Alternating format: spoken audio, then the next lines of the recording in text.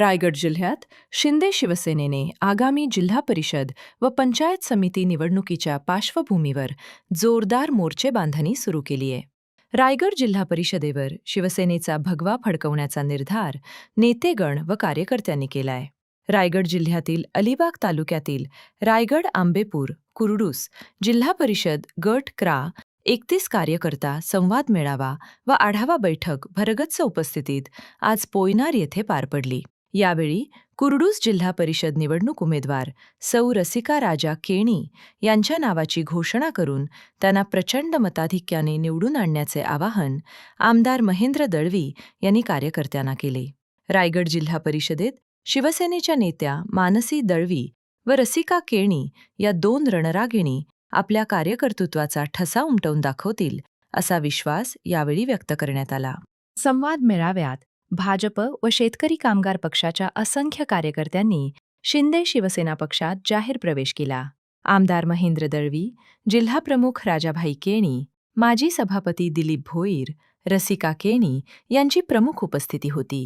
या आढावा बैठकीस युवक, युवती, महिला व ज्येष्ठ कार्यकर्त्यांची लक्षणीय उपस्थिती होती. विधानसभा मतदारसंघातल्या 10 जिल्हा परिषदेच्या गटामध्ये आपण प्रत्येक गटावाईज आपण आज या ठिकाणी आढावा बैठक घेतो. कार्यकर्त्यांच्या पदाधिकाऱ्यांच्या समस्या जाणून घेणं आणि येणाऱ्या निवडणुकीची रणनीती ठरवणं या संदर्भातली चर्चा म्हणजे आढावा बैठक. आमचे पक्षाचे ज्येष्ठ वरिष्ठ नेते, महाराष्ट्र राज्याचे उपमुख्यमंत्री, मुख्य नेते आदरणीय शिंदे साहेबांच्या मार्गदर्शनाखाली आज या ठिकाणी प्रत्येक जिल्हा परिषद गटाची आपण आढावा बैठक घेतो. आपण बघितलं की सगळ्यांचे विचार ऐकून घेऊन मग त्यांना त्या पद्धतीने उत्तर देऊन समस्येचं निराकरण करणं हे आपलं कामच आहे. सर, महायुतीबद्दल तोडगा या ठिकाणी निघाला काय? महायुतीबद्दल काय, कशा पद्धतीने पुढची रणनीती असेल? आता प्रश्न असा आहे की महायुती सरकार आहे, त्यामुळे ही चर्चा पुढे होत राहणार. येणाऱ्या काळामध्ये जसं महानगरपालिकेच्या निवडणुका एंड होतील आणि जिल्हा परिषद घोषणा होईल त्यावेळेला जिल्हा स्तरावरती त्या संदर्भात चर्चा नक्की होईल, शीट शेअरिंग होईल, याची आम्ही नक्की चर्चेमध्ये सहभाग देऊ.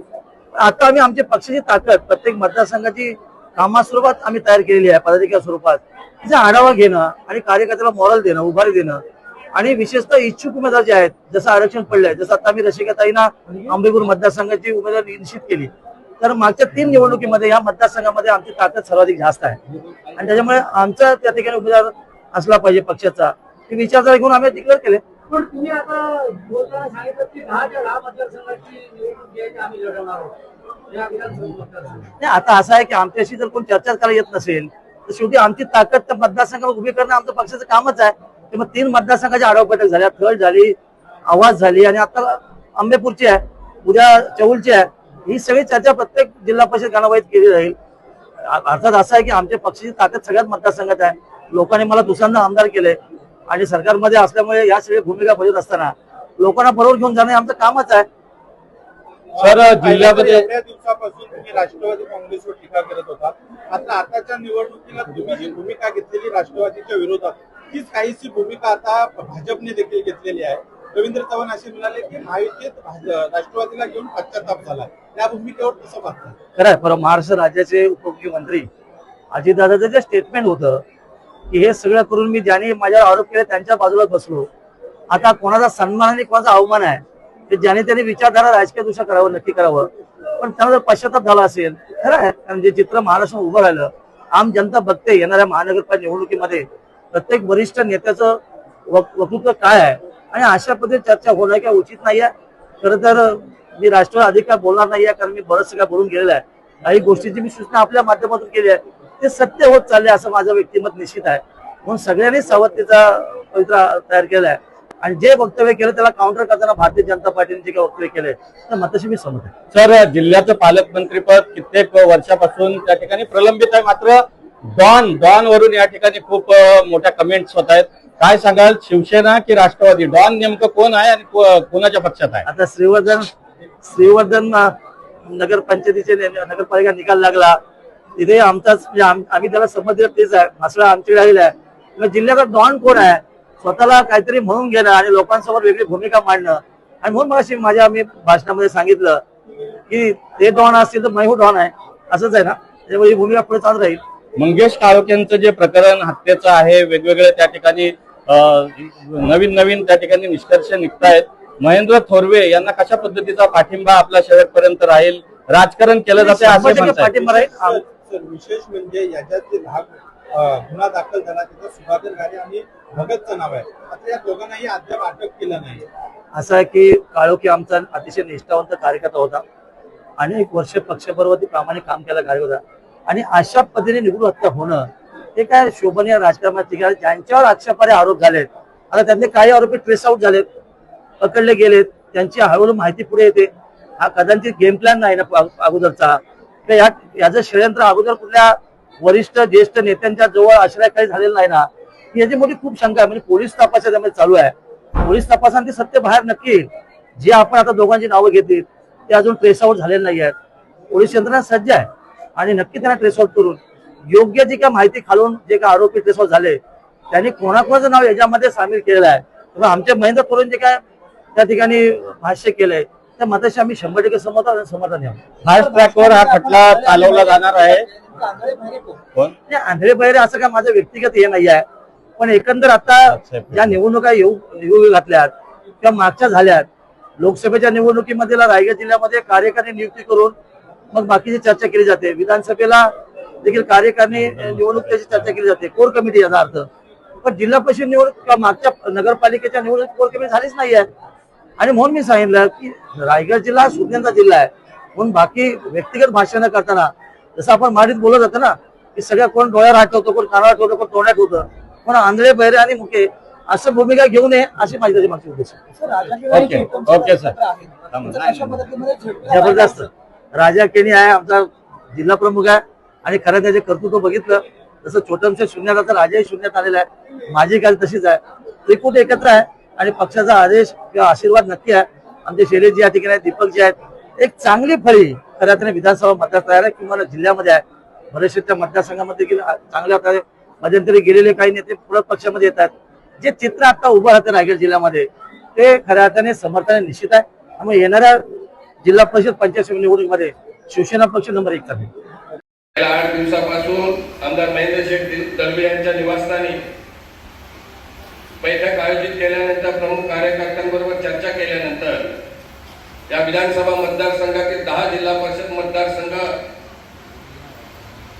त्या 10 जिल्हा परिषद मतदारसंघावर शिवसेनेचा भगवा झेंडा कसा फडकेल यासाठी सर्व नियोजन करून या 10 जिल्हा परिषद मतदारसंघामध्ये आढावा बैठकीचा कार्यक्रम आयोजित केला.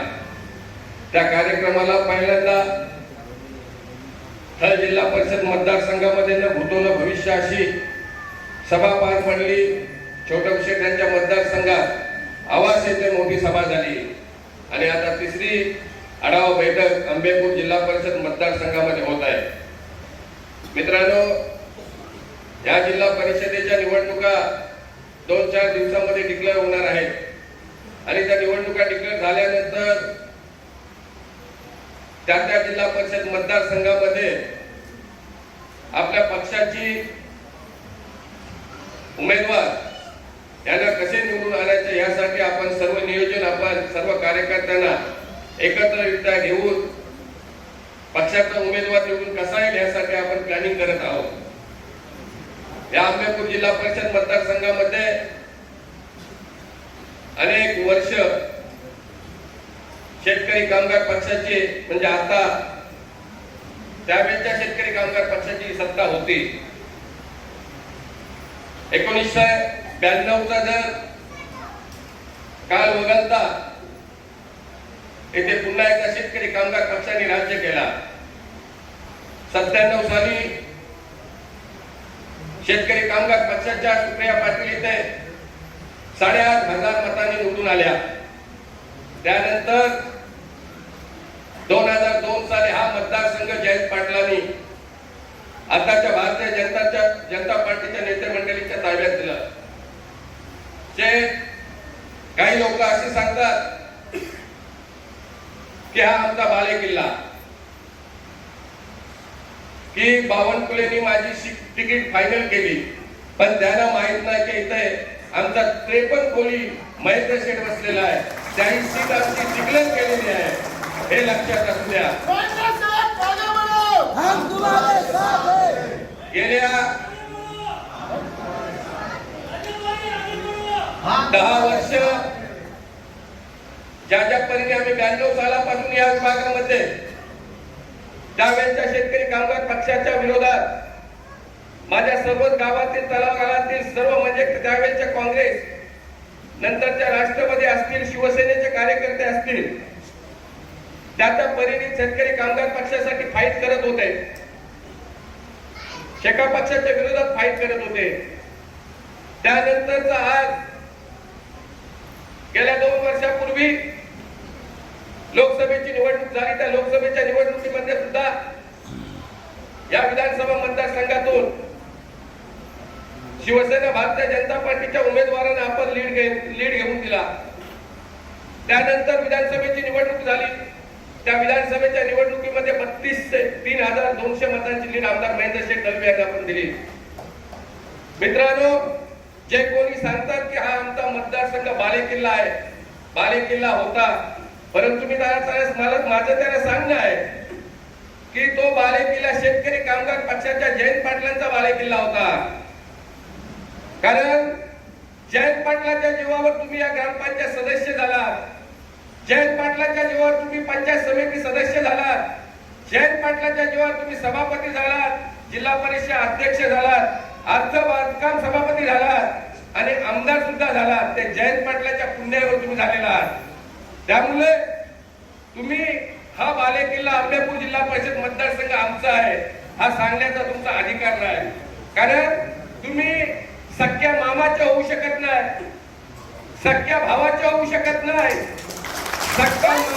सख्या मामा सासऱ्याच्या होऊ शकत नाही तर तुम्ही सामान्य जनतेचे काय होणार आज माझं या मतदारसंघातील सर्व जनतेला आव्हान आहे कारण आजपर्यंत हा मतदारसंघ काय कोणाचा जाहीरदारी नाही की हा मतदारसंघ आमचाच आहे आम्हीच लढवणार आमची सिटिंग सीट आहे या जनतेने आता सर्व दाखवून दिलेलं आहे आणि दाखवणार आहे तर मग आपण काय करायचं पण राजाबाई सगळ्यांना सांगत होते की तुम्ही कोणीही घाबरायची काही गरज नाहीये शेठने आपल्याला शब्द दिलेला आहे आणि शेठने दिलेला शब्द कधी शेठ पाठी घेत नाही हे 1001% खरी गोष्ट आहे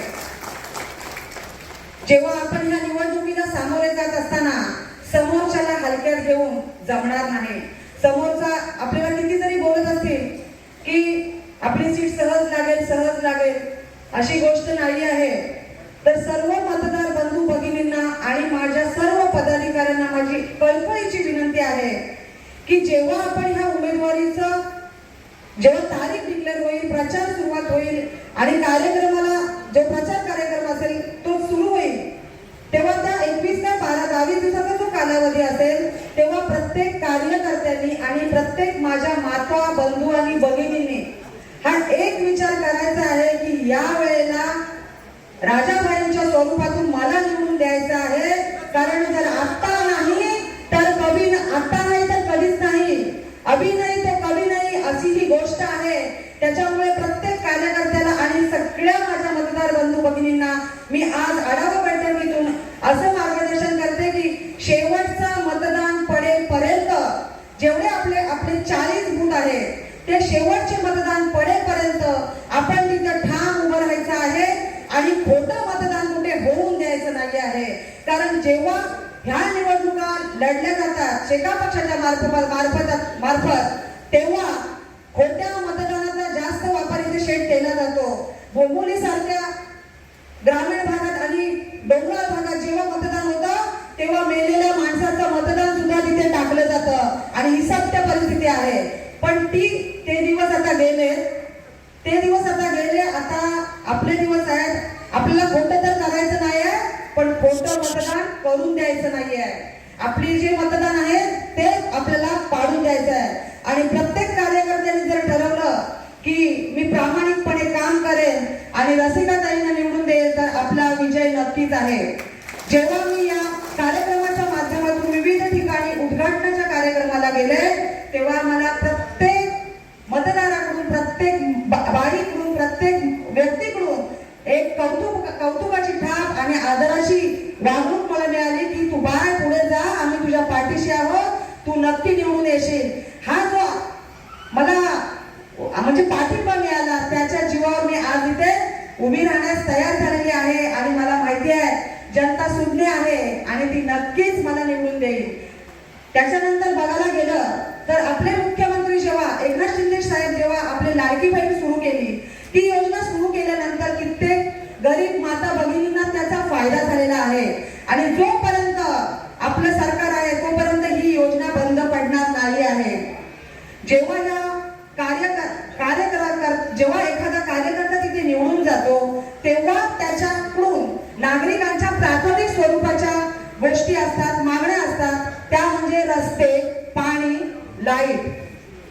जर 10 वर्ष सत्ता उपभोगून ह्यांना ते देता आलं नाही तर तुम्हाला इथे निवडणूक लढण्याचा अधिकार नाही, असं मी ठाम सांगते.